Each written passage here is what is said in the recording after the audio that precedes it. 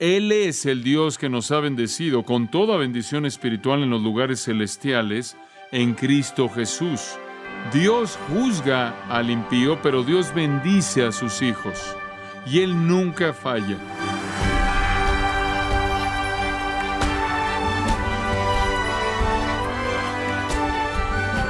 Se puede decir con seguridad que los sacrificios del Antiguo Testamento están completamente abolidos. Jesucristo cumplió con toda la ley. Por lo tanto, esta ya no tiene vigencia. Para quienes estamos en Cristo, la mayor adoración consiste en presentar nuestro cuerpo como sacrificio vivo a Dios. Usted y yo, apreciado oyente, debemos presentarnos a Dios de manera muy diferente, muy específica. Quédese con nosotros para saber cuáles son mientras continuamos nuestro estudio titulado Los privilegios del creyente. Primera de Pedro capítulo 2, versículos 4 al 10. Estamos hablando de privilegios espirituales. Privilegios espirituales, no deberes espirituales, sino privilegios espirituales. Y como le he señalado en Primera de Pedro 2, 4 al 10, este pasaje tan importante enlista varios privilegios espirituales. De hecho, hay tantos de ellos que son tan profundos y ricos y tan amplios que estamos tomando un buen tiempo avanzando a lo largo de esta porción de esta gran epístola. Es tan maravilloso vivir en la confianza de que Dios bendice a su pueblo, ¿no es cierto? Que Dios nunca deja de bendecir a su pueblo, que cuando somos fieles a Él nos honra. Estaba leyendo un par de semanas atrás de un pastor y este pastor estaba ahí jugando golf con un nuevo convertido, un nuevo cristiano. Y el nuevo convertido tenía un temperamento terrible. Y después de haber perdido ahí su turno en el tercer hoyo, que debería haber sido fácil de poder hacer, él comenzó a gritar, "Oh, perdí, y no le atiné, ¿cómo pude no atinarle?" Y empezó a enojarse. Y él pateó un pedazo ahí de pasto y rompió su palo y aventó los pedazos tan lejos como podía. Realmente fue una manifestación increíble de enojo. El pastor estaba impresionado y pensó que su deber consistía en advertirle al joven cristiano de que habían consecuencias serias para ese tipo de temperamento. Entonces le dijo, amigo mío, creo que me veo en la necesidad de decirte que lo que acabas de hacer hoy podrá resultar en una respuesta muy seria desde el cielo.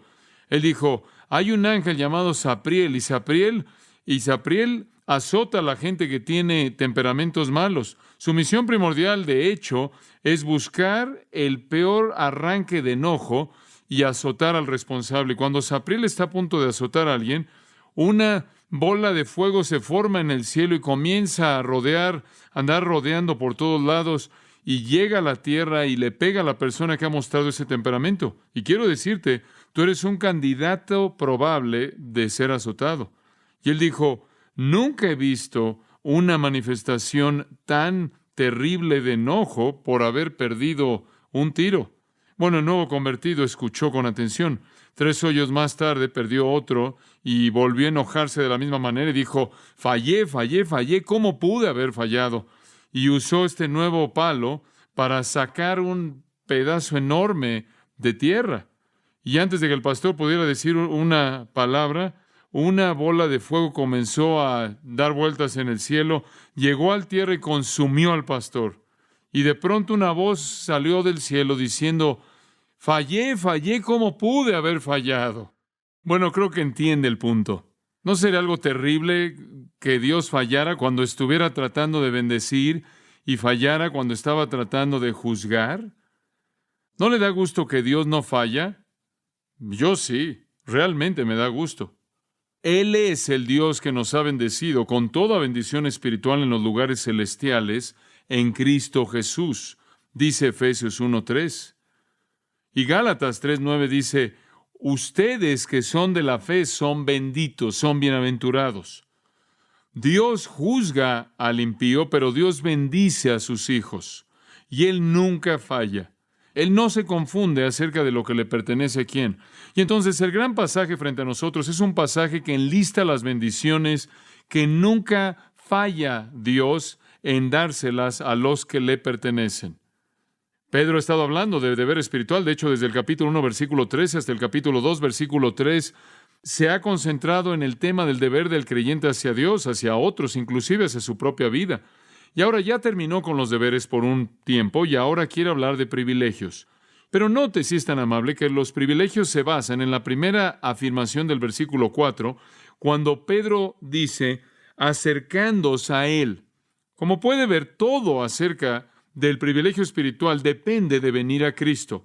Todo comienza cuando usted viene a Él.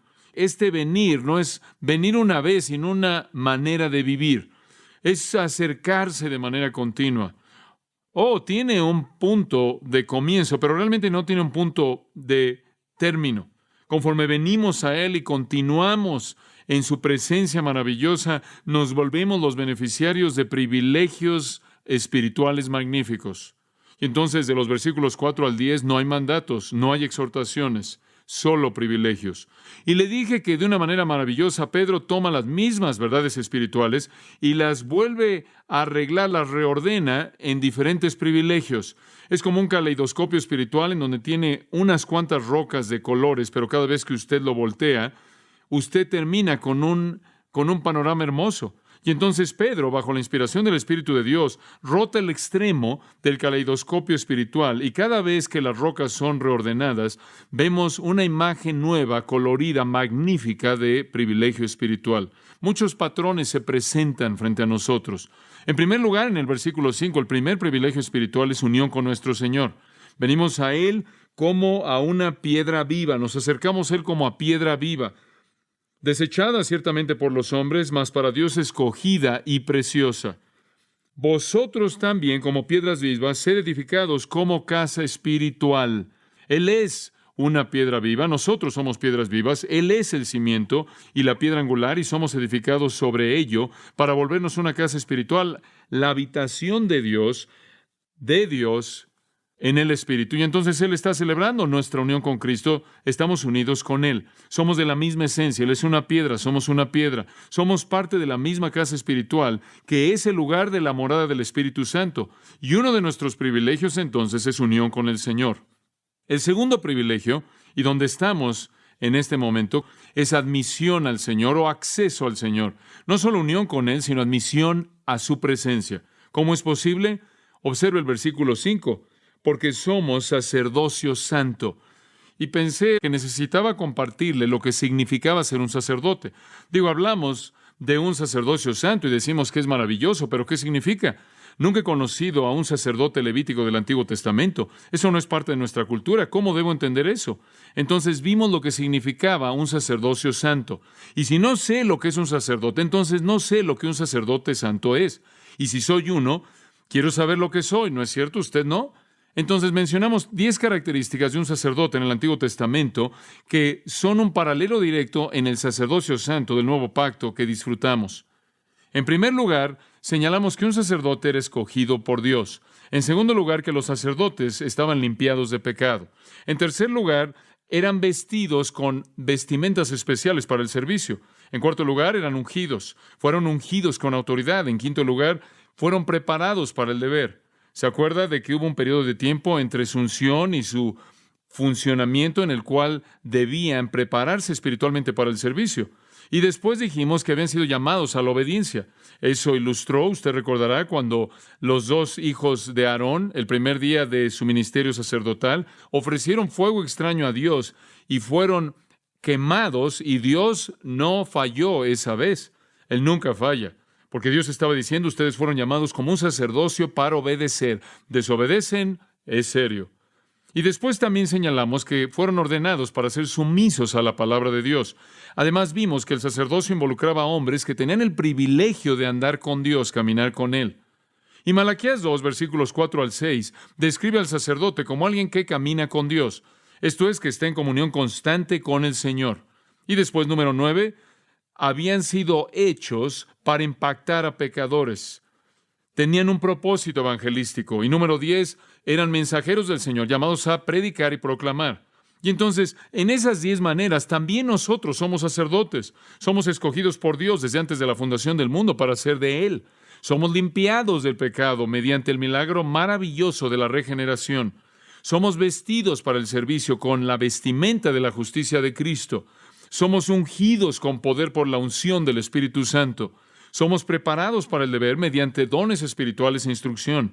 Somos llamados a la obediencia a través del ministerio del Espíritu de Dios en la santificación. Somos hechos sumisos a la palabra y en ello Dios nos concede el amor de la verdad. Y a nosotros también se nos ha permitido caminar con el Señor en comunión y se nos ha hecho tener un impacto en los pecadores, porque ustedes son, dijo nuestro Señor, la luz del mundo. Y nosotros también somos los mensajeros del Señor, llamados a dar testimonio del Evangelio, a predicar las riquezas inescrutables de Jesucristo. Esa es la naturaleza de nuestro sacerdocio. ¡Qué privilegio tan increíble! ¡Qué función tan sagrada cumplimos! Pero esa es la naturaleza de nuestro sacerdocio. Ahora que sabemos quiénes somos como sacerdotes, un sacerdocio santo, ¿qué hacemos? Regresa al versículo 5. Somos un sacerdocio santo y aquí está nuestra función, para ofrecer sacrificios espirituales aceptables a Dios por medio de Jesucristo. Ahora, ¿cuál era la función de un sacerdote en el Antiguo Testamento? Primordialmente ofrecer ¿qué? Sacrificios. Primordialmente ofrecerle a Dios sacrificios. Ellos funcionaban en el templo como aquellos que traían los animales ante Dios para ser ofrecidos como sacrificios. Cuando el Señor Jesucristo vino, todos los sacrificios animales cesaron. Y los únicos sacrificios que permanecen, Pedro dice, son los sacrificios espirituales. Ya no hay más sacrificios animales, ya no hay más sacrificios físicos, únicamente sacrificios espirituales. Y el sacerdocio ya no es el sacerdocio de la tribu de Leví a través de los lomos de Aarón, sino que es un sacerdocio espiritual, un sacerdocio santo constituido de miembros redimidos de la iglesia de Jesucristo. Obviamente era verdad cuando los sacerdotes del antiguo pacto ofrecían sacrificios, que eran sacrificios que tenían que ser aceptables a Dios. El cordero que ofrecían, el animal que ofrecían, tenía que ser lo mejor, tenía que ser sin mancha alguna, un cordero sin ningún problema, y el sacrificio tenía que ser ofrecido de tal manera que no violara ninguno de los mandamientos de Dios. Eso fue lo que le costó la vida a los hijos de Aarón, porque no ofrecieron un sacrificio aceptable a Dios. Nosotros entonces, como sacerdotes, subráyenlo en su mente, tenemos un gran privilegio, pero también tenemos una responsabilidad que corresponde a ese privilegio. Y como sacerdotes tenemos el privilegio de tener acceso a la presencia de Dios, acceso a su presencia, pero tenemos el privilegio maravilloso que es un paralelo de una responsabilidad muy seria en la cual ofrecemos sacrificios que son aceptables a Dios. Deben ser aceptables a Él. Y no todo sacrificio, no toda ofrenda es aceptable a Él. Saúl descubrió eso cuando él ofreció a Dios los animales prohibidos que él había tomado en el botín de la victoria que él tenía. Y Dios maldijo a su línea entera y dijo: ninguno de tus lomos jamás va a reinar sobre mi pueblo, porque ofreciste un sacrificio inaceptable. Y nosotros, en este nuevo sacerdocio de pacto, también debemos ofrecer aquello que es aceptable a Dios. El propósito entero de nuestros sacrificios espirituales, es ganar la aprobación de Dios. Ahora note una clave ahí en el versículo 5. Dice que deben ser sacrificios aceptables a Dios, viniendo a través de ¿quién? Jesucristo. Solo Él es el mediador. Él es el que nos da acceso a Dios. Él nos da el derecho de entrar, y solo cuando venimos en su nombre, solo cuando venimos de manera coherente con su voluntad, le agrada a Dios. ¿Se acuerdan Juan 14, 13 y 14, cuando Jesús dijo: yo me voy, pero no se preocupen, van a tener acceso a mí, y todo lo que pidiereis en mi nombre lo haré? ¿Se acuerda de eso? La clave ahí es todo lo que pidiereis en mi nombre, no todo lo que pidáis. Todo lo que pidan en mi nombre. ¿Qué significa eso?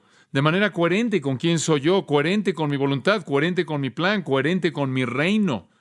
Todo lo que pidan que sea coherente con quién soy yo y lo que yo deseo hacer, lo haré. Y entonces aquí encontramos la misma idea. Toda ofrenda que ofrecemos a Dios para que sea aceptable debe ser coherente con la persona y la obra de Cristo. Debe encajar en su plan. debe conformarse con su diseño como se revela en la palabra de Dios. El único sacrificio espiritual que viene a través de Jesucristo, coherente con quién es Él y coherente con su voluntad y obra, debe ser un acto puro de sacrificio, debe venir de un motivo puro y debe extenderse a una meta pura. El motivo puro debe ser honrar a Dios. La meta pura debe ser honrar a Dios. Y el acto también debe honrar a Dios. Dice usted, bueno, ¿cómo puedo saber si mis sacrificios espirituales realmente honran a Dios? Muy simple. El requisito son esas cosas que se presentan en las páginas de la palabra de Dios. Dios ha bosquejado para nosotros los sacrificios espirituales que debemos ofrecer. Y quiero darle una lista para que la escriba y piense en ella y permite que el Espíritu de Dios la aplique a su vida. Aquí están los sacrificios espirituales aceptables, cuando son ofrecidos a partir de un motivo puro de honrar a Cristo y una meta pura de glorificar a Dios. Aquí están esos actos puros. Vayamos en primer lugar a Romanos capítulo 12. En Romanos capítulo 12 hay dos versículos muy conocidos. El capítulo comienza con la aplicación práctica, con la sección de aplicación práctica de esta gran epístola, pero note la claridad con la que el sacrificio espiritual es presentado. Así que, hermanos, os ruego por las misericordias de Dios. Y por cierto, las misericordias de Dios son esas cosas que Dios en su misericordia ha hecho por usted y se han registrado en los capítulos 1 al 11.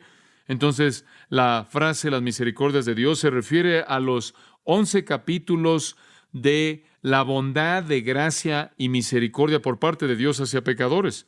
Y entonces Pablo dice, debido a toda la misericordia de Dios hacia ti, debido a que, si puedo añadir las palabras de Pedro, debido a que ahora ustedes son un sacerdocio santo, el Señor quiere que ofrezcan sacrificios espirituales, y aquí es donde comienza.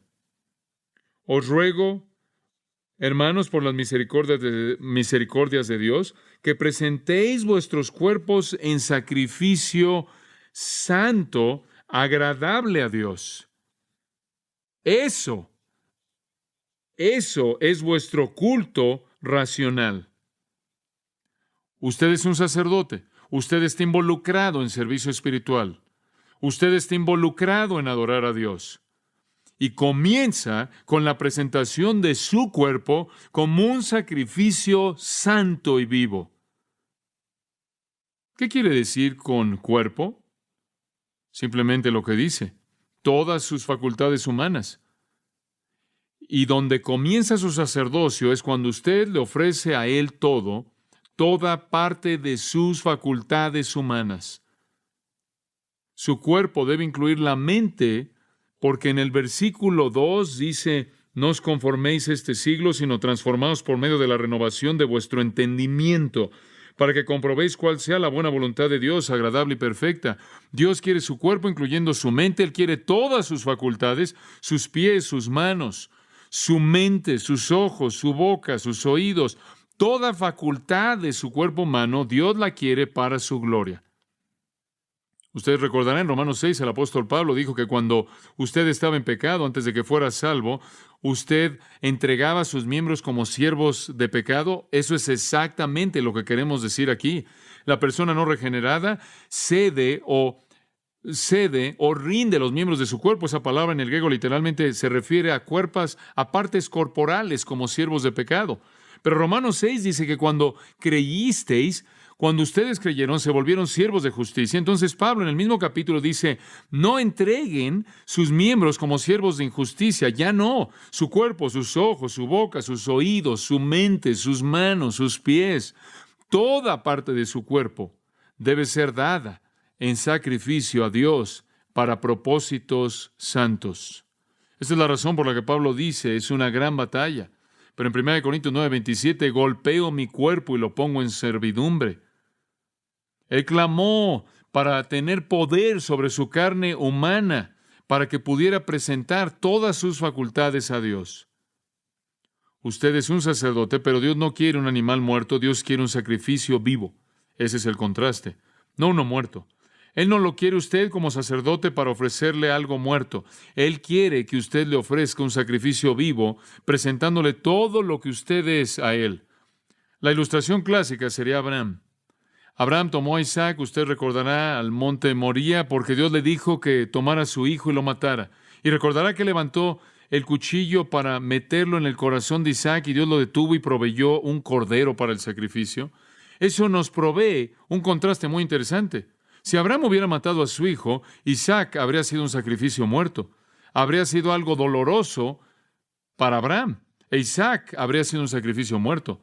Pero Abraham habría hecho un sacrificio vivo, porque al matar a Isaac, él habría sacrificado todas sus esperanzas, todos sus sueños, todas las promesas que Dios le había dado a él acerca de una simiente que vendrá a través de sus lomos, que será tan numerosa como la arena del mar y las estrellas del cielo. Él habría literalmente sacrificado todo lo que él valoraba, todo lo que él consideraba preciado. Ese es un sacrificio viviente. No es cuando usted ofrece algo muerto, es cuando usted ofrece todo lo que es, todo lo que tiene, todo lo que espera ser, sus sueños, todas sus esperanzas, todas sus aspiraciones, todas sus facultades y dice, Señor, todo es tuyo. Ese es el tipo de compromiso total al que se llama a ofrecer por parte de un sacerdote. En segundo lugar, vayamos a Hebreos capítulo 13. Hebreos capítulo 13. Y aquí volvemos a encontrar la función de un sacerdote del nuevo pacto en términos de aquello que se le comisiona hacer. En Hebreos capítulo 13, versículo 15, hablando acerca de Cristo, él dice, así que ofrezcamos siempre a Dios por medio de Él sacrificio de alabanza. Y ¿acaso no le recuerda de lo que acabamos de leer en 1 Pedro 2:5? Que los sacrificios espirituales que ofrecemos a Dios son ofrecidos a través de Jesucristo. Lo mismo, de nuevo, en su nombre, de acuerdo con su obra, de acuerdo con su voluntad y de acuerdo con su persona. Entonces aquí el escritor de Hebreos dice, así que ofrezcamos siempre a Dios por medio de Él sacrificio de alabanza a Dios. Alabanza a Dios. ¿Qué quieres decir con eso? Es decir, fruto de labios que confiesan su nombre. ¿No es eso maravilloso? Él no solo quiere todas sus facultades, pero Él quiere su alabanza. Eso es una ofrenda. ¿Entiende lo que significa alabar? ¿Entiende lo que significa si solo digo, muy bien, todo mundo a la de 3, todos alaben al Señor? ¿Sabría usted qué hacer? Simplemente diría, gloria a Dios, alabemos al Señor. ¿O sabe qué hacer? ¿Qué significa alabar al Señor? Bueno, permítame decirle lo que significa. Simplemente, número 1, significa recitar sus atributos. La alabanza, de manera típica en el Antiguo Pacto, consistía en recitar la naturaleza gloriosa de Dios, recitar los atributos gloriosos de Dios. Y si a usted se le dificulta hacer eso, necesita no hacer nada más que abrir su Biblia en los Salmos, en cualquier lugar. Bendice alma mía a Jehová. Oh Señor mi Dios, tú eres muy grande. Tú estás vestido de esplendor y majestad, cubriéndote a ti mismo con luz como de vestidura. Y así sigue el salmista en el Salmo 104. Recitando los atributos de Dios, eso es alabanza, con un corazón que exalta a Dios, exaltándole por su sabiduría, exaltándole por su conocimiento, exaltándolo y honrándolo y respetándolo y reverenciándolo por quien es Él. En segundo lugar, la alabanza involucra recitar sus obras, no solo sus atributos, sino también sus obras, no solo quién es, sino lo que Él ha hecho. Y si no hay otra razón más que esa, para estudiar el Antiguo Testamento, eso sería una razón suficiente, ¿no es cierto? Para que usted pudiera conocer todo lo que Dios ha hecho. Y si recitamos la gran obra redentora de Dios, eso es alabanza. Alabar no es solo decir, alabar a Dios, gloria a Dios, gloria a Dios, gloria a Dios, alaben al Señor. Es recitar sus atributos de una manera que lo exalta por ello, recitar sus obras de una manera que lo exalta por eso. En tercer lugar, decir gracias por ambos, agradecer por ambos. Gracias por quien eres, gracias por lo que has hecho. Ahora, seamos prácticos. ¿Usted vive su vida así? Usted es un alabador, usted es alguien que alaba de manera incesante y no se puede callar. Usted casi está fuera de toque, usted casi vive fuera de la realidad, está tan lleno de alabanza y gratitud. Difícilmente. Hemos estado haciendo algo de un trabajo interior, ¿no es cierto? En Filipenses, hablando del quejarse. Bueno, este es el otro lado, usted sabe. Alguien que constantemente ofrece el sacrificio de alabanza. Oh Dios, recitando todos tus atributos. Oh Dios, todo lo que has hecho. Oh, gracias, gracias por estas cosas. Ese es su sacrificio espiritual. ¿Sabe algo? Cuando usted reduce la vida cristiana, eso es todo, ¿no es cierto? Eso es todo. Usted sabe, no es cuántas veces asiste a la iglesia, cuántas funciones, a cuántos acontecimientos asiste usted, cuántos CDs o lo que tenga en su casa en contraste a los seculares, cuántas cintas cristianas o lo que sea tiene. No, realmente la vida espiritual se reduce a esto. He entregado mi vida y cuerpo y todas mis facultades como sacrificio vivo a Dios para hacer lo que Él quiere. Todas mis esperanzas, aspiraciones y sueños también.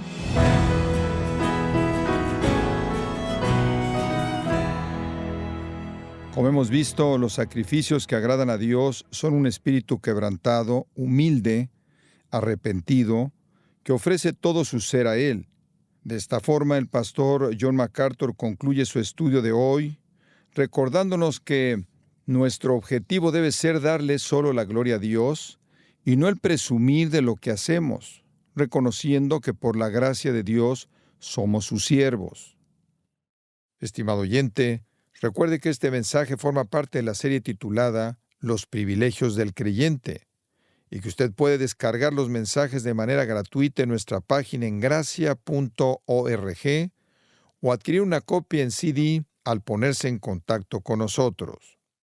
Y quiero recordarle, estimado oyente, que tenemos a su disposición el libro El andar del creyente con Cristo, escrito por John MacArthur, donde nos lleva por 9 pasajes del Nuevo Testamento que desarrollan este gran tema y nos ayuda a vivir en sintonía con el Espíritu. Puede adquirirlo en nuestra página en gracia.org o en su librería cristiana más cercana. Si tiene alguna pregunta o desea conocer más de nuestro ministerio, como son todos los libros del pastor John MacArthur en español o los sermones en CD que también usted puede adquirir, escríbanos y por favor mencione la estación de radio por medio de la cual usted nos escucha en Gracia a Vosotros. Es importante conocer no solo el país y ciudad de donde usted nos escucha, sino también la radio. Para quienes contactan nuestro ministerio por primera vez, pueden solicitar una copia del mensaje de promoción sin costo alguno, un mensaje por oyente únicamente. Si usted vive en España, escríbanos a Gracia a Vosotros, apartado de correo 40, código postal 41806, Umbrete, Sevilla, España. O puede escribirnos a través del siguiente correo electrónico: europa@gracia.org. En nombre del pastor John MacArthur, de nuestra asistente administrativa Jessica Fonseca, así como del personal, queremos darle las gracias invitándole para que nos acompañe en la próxima edición y juntos continuar desatando la verdad de Dios un versículo a la vez en Gracia a Vosotros.